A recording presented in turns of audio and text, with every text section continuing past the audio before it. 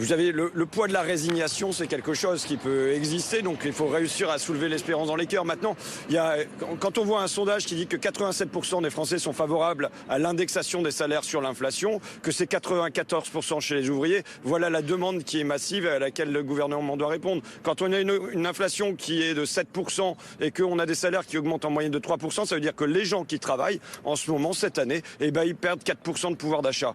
Alors que, moi, on est là pour une chose simple, hein. Les Français doivent pouvoir vivre de leur travail. Vous savez, Bruce Toussaint, pourquoi j'ai demandé à ce que BFM vienne aujourd'hui à Gennevilliers devant la plateforme Géodis? Pourquoi? Parce que ça me semble un lieu tout à fait symbolique de ça. Dans le cœur de la crise Covid, qui est-ce qui a distribué des masques? Qui est-ce qui a distribué des blouses? Qui est-ce qui a distribué du jus hydroalcoolique? C'est passé par ici, c'est passé par les caristes, c'est passé par les manutentionnaires de Géodis ici. Et c'est à ce moment-là que le président de la République avait déclaré: il faudra se rappeler que notre pays tout entier repose aujourd'hui sur ces femmes et ces hommes que nos économies reconnaissent et rémunèrent si mal. C'est eux qui sont derrière nous. Mais au final, qu'est-ce qu'il y a eu? J'ai là devant moi les fiches de paye des salariés caristes de chez Géodis. Ils sont à 1329 €, c'est-à-dire ils sont au SMIC. Pendant que leur boîte Géodis fait 1 milliard d'euros de profit. Et à côté, ils m'ont fourni les fiches de leurs cadres. Il y a 26 000 € mensuels, ça c'est le salaire normal, mais là la prime qu'ils ont touchée c'est 327 000 €.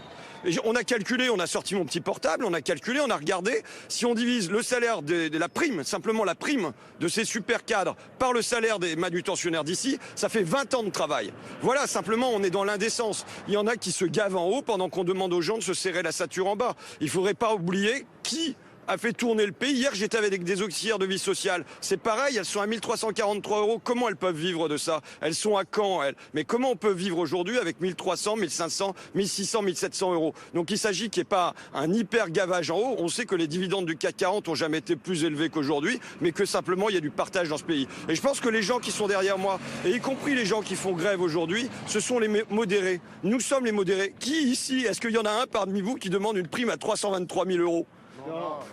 Personne ne demande des primes à 323 000 €. Ce que demandent les gens, c'est de pouvoir vivre simplement de leur travail. Vivre d'un travail dont on sait que le pays repose sur ça. Je me souviens encore du président de la République qui disait: les distinctions sociales ne peuvent reposer que sur l'utilité commune. L'utilité commune des caristes, l'utilité commune des auxiliaires de vie sociale, elle est évidente. Donc il s'agit qu'aujourd'hui, on passe des grandes paroles auxquelles on a eu droit à des actes. Des actes qui sont tout simples. Relever le SMIC, indexer les salaires sur l'inflation, qui fassent que les gens qui sont derrière moi, ils ne perdent pas 4% de pouvoir d'achat et qu'ils ne se demandent pas comment ils vont pouvoir faire vivre leur famille.